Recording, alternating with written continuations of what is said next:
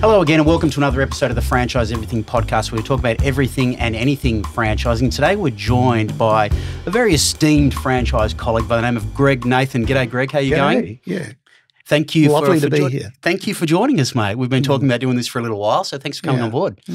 So you are, now I asked you before, what's the correct thing to call you? Franchise psychologist, best-selling author?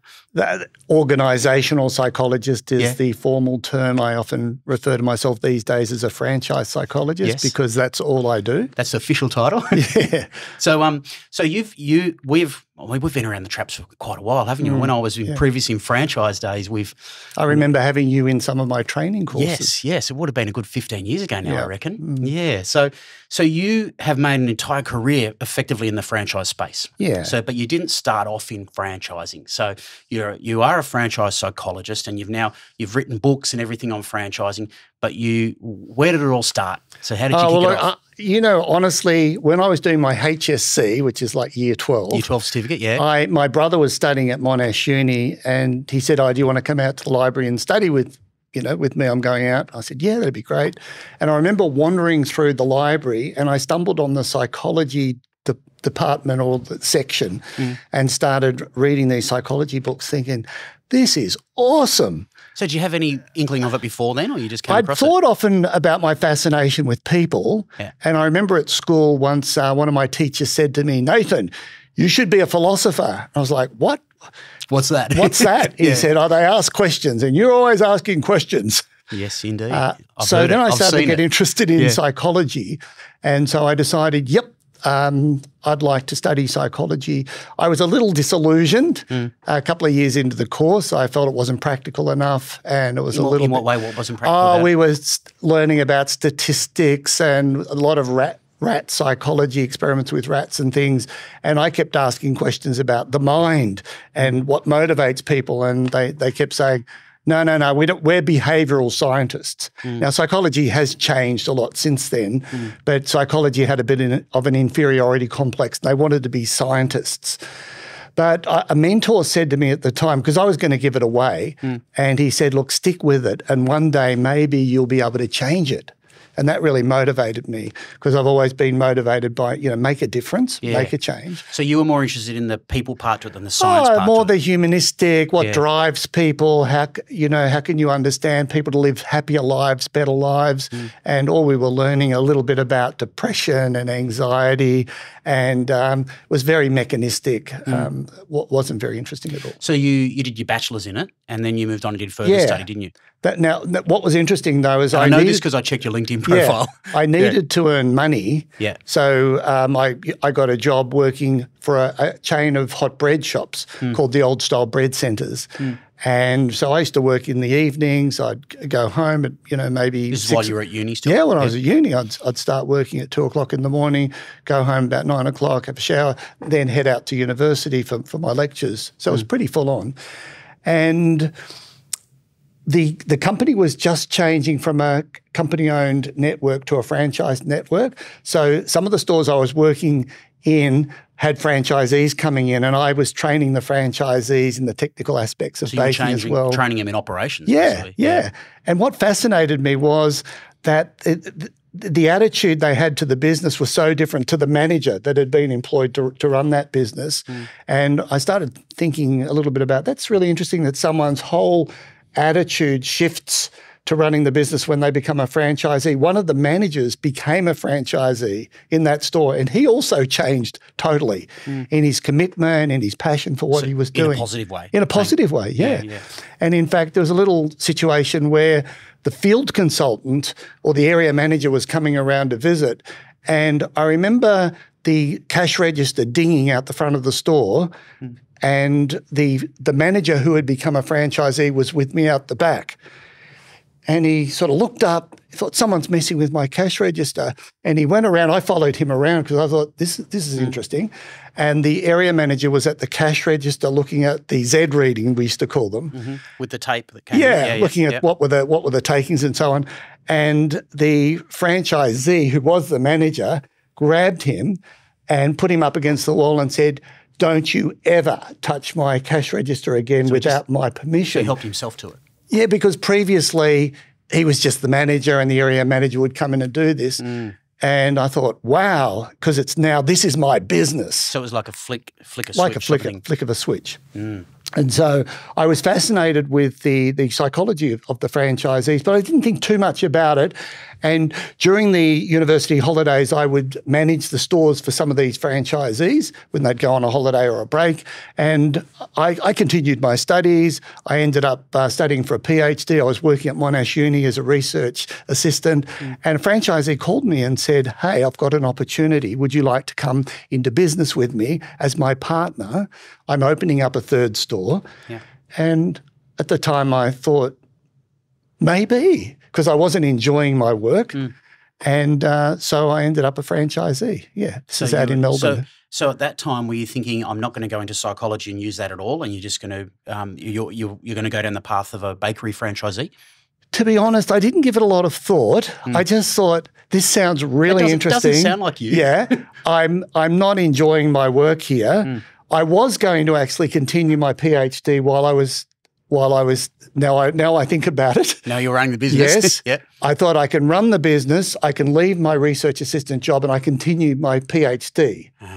And then I remember 6 months in, I thought I can't do this anymore. And I went and I thought I've got to decide, do I want to continue with the franchising thing or do I want to go back to academia? So is it workload or attitude towards workload? I was just so full on. We were running 3 stores and I was doing a lot of the baking as well. I was doing the coaching of the retail staff and I was really enjoying learning about business and how it all works. So, and baking is very early hours and everything. And it's a lot of fun. It is early hours, but you get a lot of satisfaction of working with your hands and creating something and seeing the revenues come in. My partner would sit me down, he'd take me through the P&L and I was learning a lot.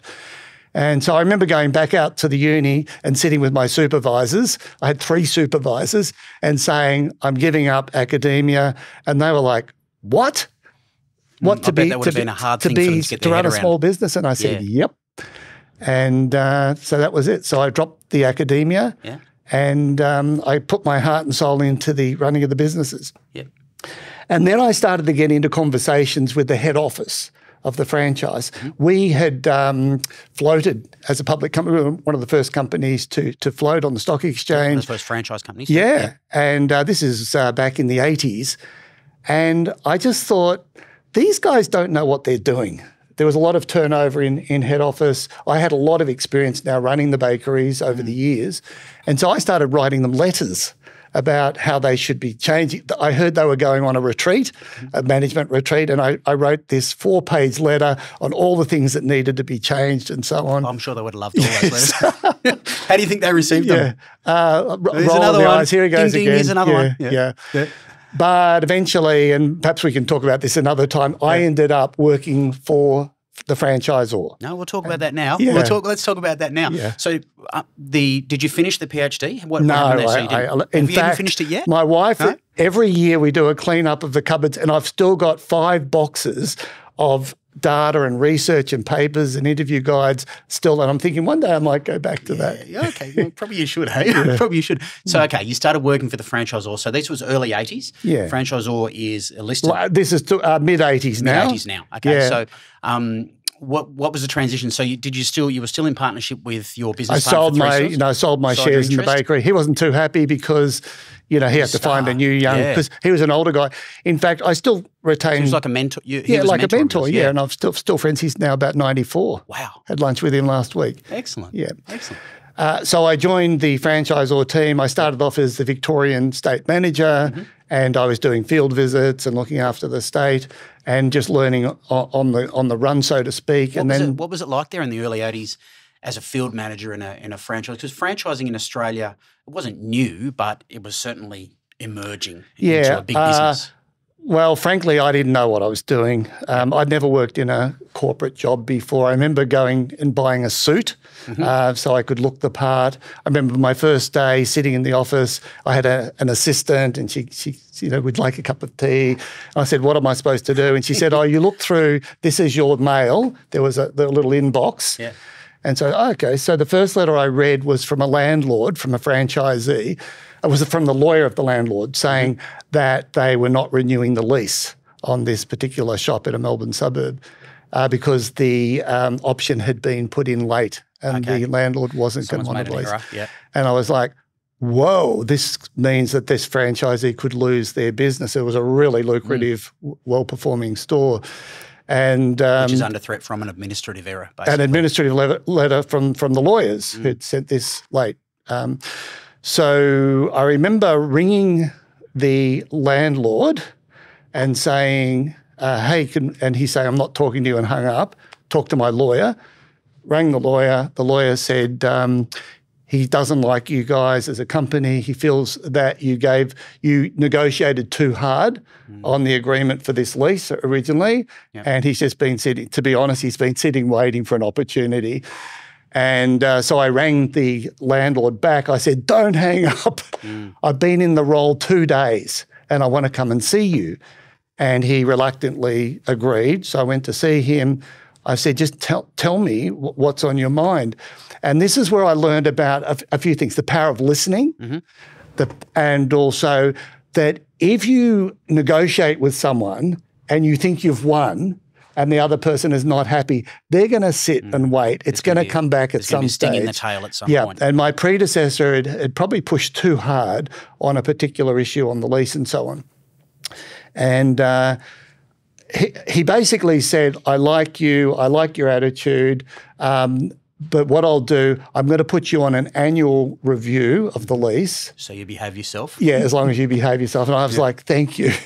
And I think that store's probably still going like 30 years on. So you just saved their business, basically. Yeah. But there was a lot of lessons about humility, listening, respect, and also making sure you've got your T's crossed and your I's dotted in your legal agreements. Absolutely. So I bet that gave you a surge of confidence for the corporate world?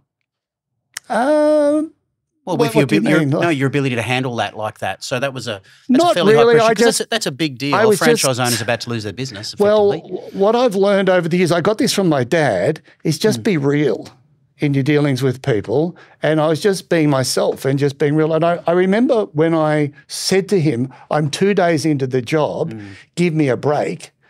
And he looked at me and it was okay. It was a personal connection. It was a personal connection. Yeah. And I've always tried to maintain that over the years. So where to from there? So you jumped in there. So when you said confidence about corporate life, I find why I paused is there's a lot of smoke and mirrors and false confidence. In I was just on the way in. I was in an Uber listening to the radio in the background, and this ad came on and said, "Be an expert in your field without even being an expert, and you can earn money giving advice to people straight away." And I thought, what a load of crap! Sounds very legit. So I'm a great believer in. I was watching Jonathan set up this setup. I'm thinking, here's a guy that really takes his work seriously. He knows what he's doing. He's done the work. Absolutely. And he's real. And that's what I think is important. And I think, and the reason why I mentioned confidence there, because you were saying that you didn't know the corporate world, so you didn't. No, but that was my advantage, because what I learned is the directors and the senior managers were making all these decisions. We were meeting with, I remember going to the stock market meeting, the stock exchange meeting, and I didn't have a clue what was going on, and there was all this wheeling and dealing going on, and I thought, that was the days of chalkboards and everyone yelling at each other and everything. And they were talking about the share price and so on, and I thought, well, I don't really understand all that, but I'll do my best to try and get it. And there were often decisions being made, and I'd think, that doesn't make sense to me, that decision. That doesn't feel like a good decision. And occasionally I'd say, hey, and they go, no, you just focus on that, young man, leave it to us. And then 3-4 months down the track, what I had thought turned out to be true. And after about 3 or 4 times of seeing this, I thought, I'm going to trust my own judgment from now on. So because you knew what you're doing. So I did build my confidence through watching, thinking, what do I think is going to happen here? And if it came true, I thought, I've got reasonably good intuition, reasonably good judgment. So that did build my confidence. It also got me sacked. From? I remember once one of my bosses, there was a big turnover of GMs and managing directors at that stage. And one of them just started screaming at me one day because I kept questioning him on, are you sure this is the right decision? He said, I'm sick of you challenging me. Get out. I said, what do you mean get out? He said, you're fired. I said, oh, okay, go, get out. So I went home, and then the next morning I was watching Days of Our Lives or something on TV, and the phone rings. He says, where are you? Yeah. I said, oh, you sacked me yesterday. He said, get in here. It sounds like a Larry David type story. And I ended up, he ran everything by me. So I built respect there just through being myself, being real. Taking him on? Yeah. Whereas everyone else was scared of him and trying to second guess him all the time. That is a high risk approach though, isn't it? If you care about your position, that can be a high risk approach. That's maybe the way a lot of people see it. I guess, but my experience is if you know what you're doing and you're conscientious and you're trying to do the right thing, you'll always get a job because people, management and organisations say good people want are always, good people. Good people are always and that's what demand. A good person does. Yeah. A good person cares. A good person thinks about things. A good person makes decisions with the long term in mind. And a good person. So if reliable. That's high risk, maybe. Always reliable. Good person. So so you're Victorian operations. I'm trying to track what point we're up to at this stage of that. Yeah. So Victorian then I took operations. on marketing. Yep. I did a 6-week marketing course at the Australian Institute of Management. Brilliant. I learned heaps. And so I was doing marketing and operations, and the business got into some trouble. Yep. Interest rates went up to 18, 19%. There was $3 million in loans. The bank called in the loan and the receiver managers came in and took over. And I remember again being called into the boardroom and I said, what? And there were these guys in pinstripe suits sitting there. I said, what's going on? They said, we want you to stay. We're taking over the management of the company. You seem to be well respected here. And my first job was to get rid of half of the staff at head office. It was very difficult. I remember looking at, we had all these cars parked in the back there and with no one to drive them. And at that time— all company cars? Yeah, company cars, yeah. And I was very committed to the franchisees. I was very committed that this organisation should survive. Yep. But due to some bad decision-making, perhaps a little bit of greed, things hadn't worked out. But the heart of the company was good. So what went wrong? What were you observing from your position? We opened in America. Why would you go to America, to Salt Lake City, to open up a bakery? And a lot of our resources and people were being sucked over there to keep that going. We started up a leasing company, that's financial services. What, for the company's own leases or for external leasing services? To get finance for the franchisees, ovens and stuff. We thought, we can do this ourselves. We started up our own shop fitting company. So vertical integration in a whole lot of different areas. Thought they could take a piece of every pie. Yeah, but I think it was well motivated. It was just badly managed. We didn't have the expertise and everything was spread too thinly. Yep. So I think good intentions, but badly executed.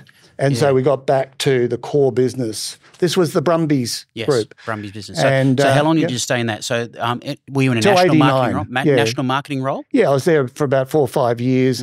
And then a deal was done with the franchisees to do a franchisee buyout of the organisation, which I thought was fantastic. And so eventually the franchisees took over, and at that point I was like, I'm done. I was cooked because I'd worked so hard. Was it about the effort that you put in the years, the emotional effort and everything? The emotional effort just to keep things going on a skeleton staff.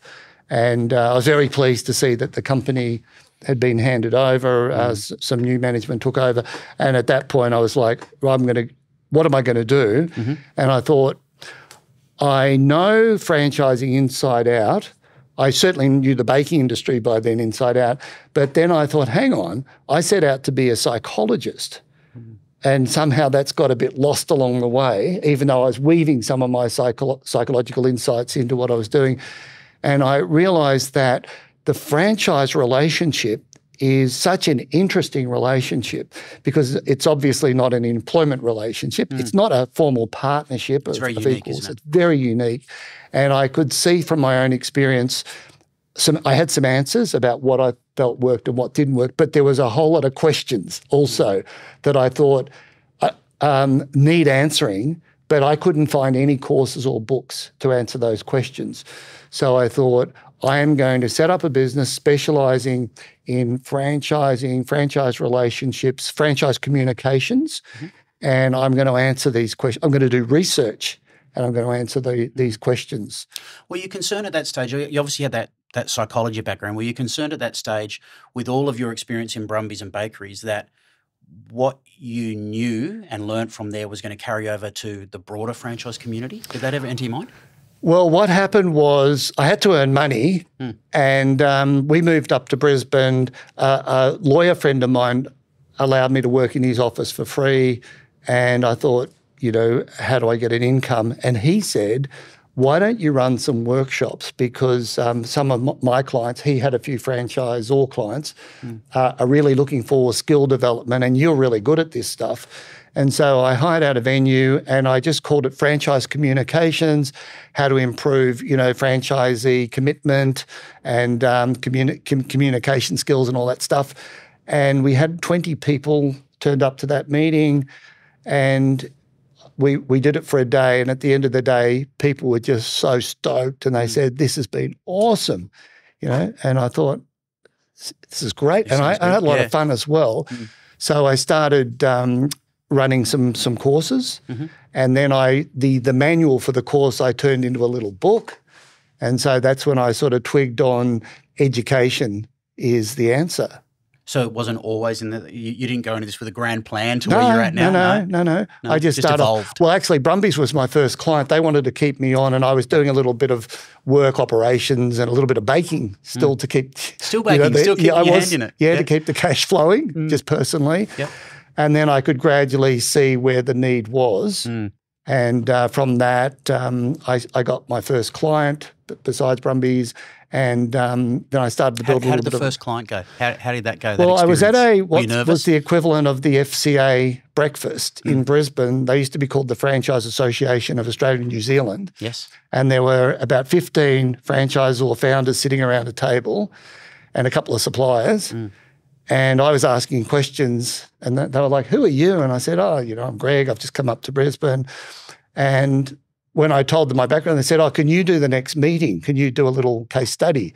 Which I did. They got about 35 people along to this talk, and I told them a lot of the stuff that I'd done in terms of franchising engagement and so on. And out of that, I got my first 2 clients. Actually, one was a guy called Bruce Peters, who ran a chain called Bumper to Bumper. Oh, I thought it was a suspension. No, go on. Yeah, Bumper to Bumper. And they eventually merged with Autobahn. Oh, okay. Still going today, Yeah. And Bob Peterson was a director of that company. And Bob was very generous and encouraging. He could see that I really had something unique to offer as a psychologist, specialising in the people side of franchising, because Bob had seen a lot. He'd been on the board of several companies, and so he encouraged me to keep going. And so we're well into the 90s then, and franchising was really surging. Unbelievable. In Australia, massively. And what was also interesting was there was a lot of change going on. The middle management of companies was being stripped out, and a lot of middle managers had packages. So people were, looking to buy a franchise. So a lot of redundancies. So two things were important there. One was change management was a thing, and I learned a lot about change management at that stage and about the psychology of change, which I'm still drawing on today. But also there was a lot of overselling going on where franchisor founders were still running a lot of the companies, were going, oh, yes, this is great, and over-promising and under-delivering. And Bryce Bell, who was the CEO of the Franchise Association at the time, approached me and said, we're getting a lot of complaints from unhappy franchisees. Can you help? And I said, I'd love to help. He said, look, I think if you wrote a book on this, on franchise relationships, and also ran some courses. And so Bryce was also very encouraging. And so I wrote the first draft of what eventually became Profitable Partnerships. Yep. Yeah. Yeah. Okay. So that's where I first came across you as Profitable Partnerships. And I think everyone who's got involved in franchising over the years, especially in Australia, I don't know about overseas, but I believe overseas as well, gets handed a copy of Profitable Partnerships for sure to understand it. So what was it about Profitable Partnerships? Was that something that you think was pretty much always there, or were you evolving this? Because that was the E factor and everything as well. Yep. So did this all evolve over time, or did you sort of have all this sitting there? 10 years. 10 years. I estimated I would spend about a third of my time researching, attending workshops, thinking. A third of my time, I gave a lot of time to the FCA or the equivalent. I was on committees. We organised a really great conferences for the members and so on. And I was also involved with the Australian Psychological Society. I was the president of the Queensland chapter. So I was giving back a lot, but I was also getting a lot back from being on various committees, building my knowledge, building my connections.